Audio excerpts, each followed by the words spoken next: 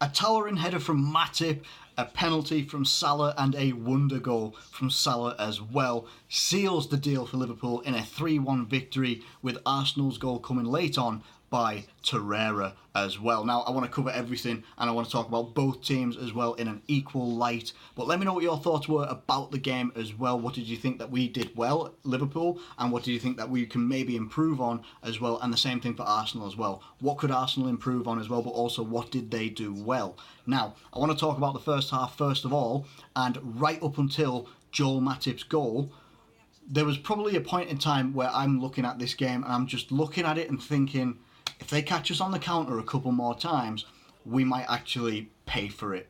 There was just, for some reason, we went back to doing what we used to do quite a while ago. Might have even been maybe 2 or 3 seasons ago, where the fullbacks are getting caught so high up the pitch because we were starting to have a bit more possession, and they were literally having Aubameyang and Pepe pretty much on Joel Matip and Virgil van Dijk. So what is happening is, if we have the possession, we're putting the ball around their box and all this sort of stuff, and then as soon as we lose that ball, what they would then do is split. So you get Pepe and Aubameyang are going to split, or one of them is going to go through the middle, one of them is going to split off to try and create a bit of space.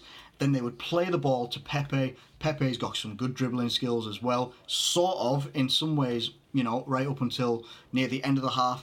Into the second half, Pepe and Virgil van Dijk were having a very much a head-to-head battle of who's going to come out on top here, and Pepe was starting to tilt it his way a little bit. He was causing us quite a few problems, and especially, obviously, when he gets one-on-one with Adrian. Adrian makes the save. It wasn't the most powerful of shots that he could have had, but he makes the save, palms it off. Aubameyang's running in. This is what I mean. You know, he's running in. He's going to try and make either a left-footed shot, or he's going to turn back in. But I think a defender of ours gets there first and manages to snuff out the danger. Arsenal were a threat in the first half. They were a very real threat. While I think there was a period of time where they did have more possession than us at one point. They were passing the ball around nicely, but we managed to get the ball, have the possession, but right up until the 41st minute, we weren't really making it count. You know, we were being like, you know, having that dominant force that we can be, trying to snuff out the dangers at the last minute, which sometimes it was the last minute, and you're just thinking, please don't concede, please don't concede, because it would put them in the ascendancy. But after a couple of crosses and a couple of corners went awry, Trent Alexander-Arnold finally puts one in the proper danger area, and Joel Matip gets his head on it. Now, there was a bit of tussling in the box between Virgil van Dijk, Socrates and David Luiz, I think it was. It's either David Luiz or Guendouzi. On a camera, they look the same, man, from distance anyway. But, you know, finally, we put a decent ball into the box. Joel Matip gets his head on it, and it's a bullet header right into the top corner. No one is getting to that. No keeper's getting to that unless you're like 7 feet tall and you stand like that. I don't know. But it was a very good goal, and we needed it, to be honest. Like, we needed that goal. We needed our pressure to count. We needed our possession to count. And all I hoped for when we come out in the second half was that, all right, cool, we've got the one goal that we wanted. We've got the one goal that we needed. Now can we go and apply the pressure? And apply the pressure we did. We really actually put on quite, I don't want to say a pressure masterclass, because I don't think it was. We've done pressing a lot better than that, but it was probably one of the best displays of just our way of football that I've seen so far this season. And I know we are 4 or 5 games in. You know, Premier League wise, we're 3 games in, and yep, our season's a little bit young, but since the Champions League final, we haven't really played like really good football. Probably the biggest one would be Norwich, and even then, defensively we were lapsing. Then there was opportunities that they could have even taken care of themselves, and they could have made that a much tougher game as well. But I felt that we came up against a dangerous team here. We come out in the second half, and we're all over. We are playing our pressing game. Everyone looks like we're playing really nice fluid football. There's a beautiful pass from Trent Alexander-Arnold right into the feet of Roberto Firmino, who slots it through to Mohamed Salah. Salah's making the run, but David Luiz pulls him back, and I'm talking like pulls him back right in front of the referee. The referee gives the penalty. I actually didn't know what that was given for when it was given, and it said penalty, and I went, eh? What for? I saw the replay, and I literally said to myself, I was like, I didn't know that they got given, because you never see them get given. It's the first one I've seen in a long, long time where someone tugs the shirt of an attacker, the attacker doesn't go down to the floor. Mohamed Salah even got the ball back and tried to make a little bit more of a run, but the referee just went, penalty. And I'm like, maybe it's a bit of a gift. I'll give you that much. It's not Salah's fault. It's not Salah trying to make a meal of everything and trying to make it all about him and trying to dive or anything like that. I don't believe that for 1 second. Not at all. Like, it's just one of those things. I've never seen it given, but hey, I'll take it. Just the same as I'm pretty sure if it was the other way around, Arsenal fans would take it as well. Salah absolutely blasts this ball into the top left-hand corner. Brilliant penalty kick. And then produces probably the moment of the match. Probably the moment of the match.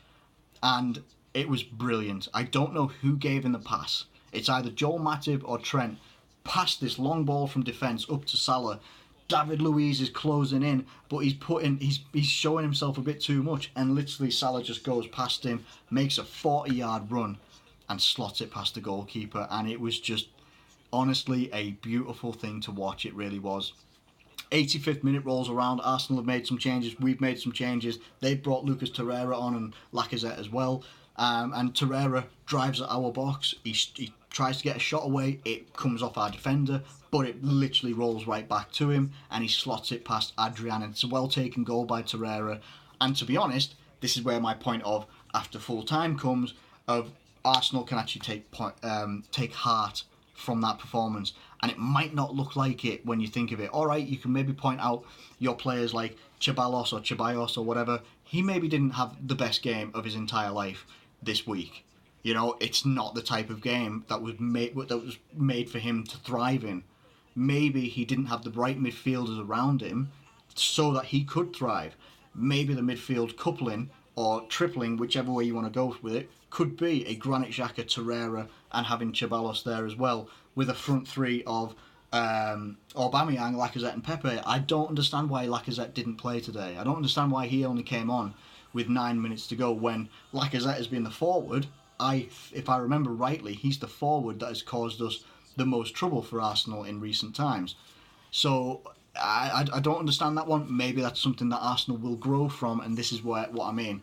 Arsenal, over recent years, you could accuse their players of just downing tools, and you know, when they have a goal go against them or something like that, they just let the heads drop and everything just goes and the pressure stops.